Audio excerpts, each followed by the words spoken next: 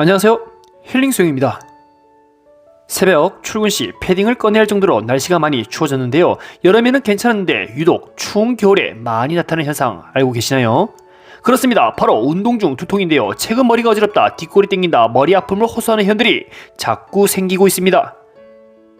저는 봄, 여름, 가을, 겨울 항시 수영장에 있었고 새벽, 아침, 오후, 저녁 모든 수업을 해봤는데 회원님들의 두통이 가장 많은 계절, 시간대, 특이사항이 따로 존재했습니다.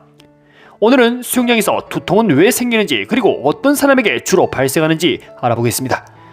첫째, 자고 일어난 지 얼마 안 된 회원님. 약 10년간의 데이터를 수집했을 때 오전 6시, 7시에서 두통을 호소하는 환자들이 많이 발생했는데요. 이것은 일어난 지 얼마 안 된 사람들이 두통을 느꼈습니다. 수영을 하기 전 준비 운동을 하는 이유에서 그 답을 찾을 수 있었습니다. 자고 일어나자마자 수영장에서 씻는 사람들이 많은데요. 이런 분들 특징이 모자나 푹 눌러쓰고 옷 대충 입고 바로 집에서 튀어나옵니다.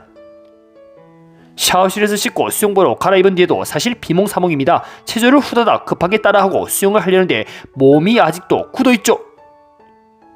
준비 운동도 사실 하기 나름입니다. 목 돌리고 어깨 돌리고를 떠나 우리 신체의 심부 온도를 올리는 게 우선순위입니다. 잠에서 깨어난 지 막 30분도 안 됐는데 접영하려고 하면 출수 동작에서 목을 딱 드는 순간 뒷골이 땡기는 느낌이 들어 쉬어가게 됩니다. 우리 신체는 잠을 깨고 일어난 지 얼마 안 된 상태에서는 몸의 체온이 일상생활 때보다 살짝 낮습니다. 근육도 경직되어 있고 몸이 덜 풀린 상황에서 난이도 있는 동작을 순간적으로 힘을 쓸 경우 신체의 약한 부위 경추에서 그 신호를 느끼게 되는데요. 뒷목 잡고 쓰러진다는 말이 여기서 유래되었죠. 잠에서 깨어난 지 최소 1시간이 지나야 우리 몸은 정상적 컨디션으로 돌아오게 됩니다. 만약 이른 새벽 6시부터 수업을 받는 경우 그보다 일찍 물에 들어가 자신만의 페이스 속도로 몸의 심부 온도를 올리는 게 중요하겠습니다. 둘째, 무호흡이 오래 유지될 때 어지러움. 수영은 다른 운동과 다르게 숨을 참아야 하는 상이 있는데요. 예를 들어 물속 돌핀킥 또는 자명 형태로 이동 시 숨을 참게 됩니다. 숨 참는 시간이 길어질 경우 우리 신체에서는 이산화탄소가 쌓이게 되며 뇌에서는 산소를 넣어달라고 온몸에 신호를 보내게 됩니다. 횡격막에서 쿵떡쿵떡 이상 신호를 느끼는 동시에 손과 발이 저리기도 하는데요. 물론 사람의 체력에 따라 물속에서 버틸 수 있는 시간을 늘릴 수도 있고 또는 두려움에 자발적으로 미리 올라올 수도 있는데요. 결국 숨 참는 행위가 반복되고 휴식이 부족할 경우 머리 어지럼증과 두통이 유발됩니다. 그래서 평소 내가 어디까지 하면 위기감을 느끼고 한계가 찾아오는지 정확히 알고 있어야 합니다. 지금처럼 물속에서 짧은 코스를 여러 번 터치하며 이동 시 자신이 갈 수 있는 거리를 확인하는 것이죠.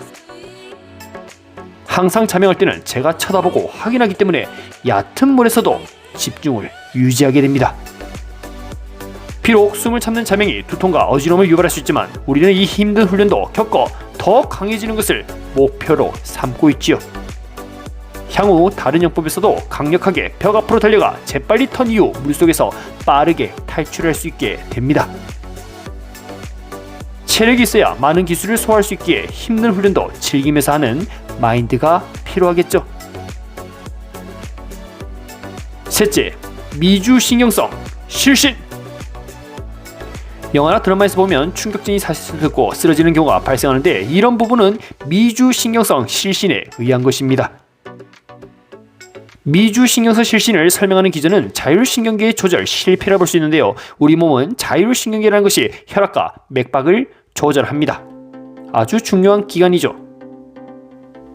이는 교감신경과 부교감신경의 조화에 의한 것인데 우리 구성 교감신경은 혈압, 맥박수를 올리는 등 운동 중일 때 활성화가 됩니다.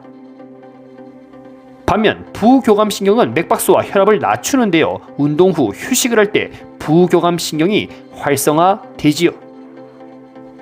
만약 이런 조화가 없다면 운동 중에 교감신경이 끊임없이 나와 무한정 맥박수와 혈압이 올라서 생명이 위태로울 수 있습니다.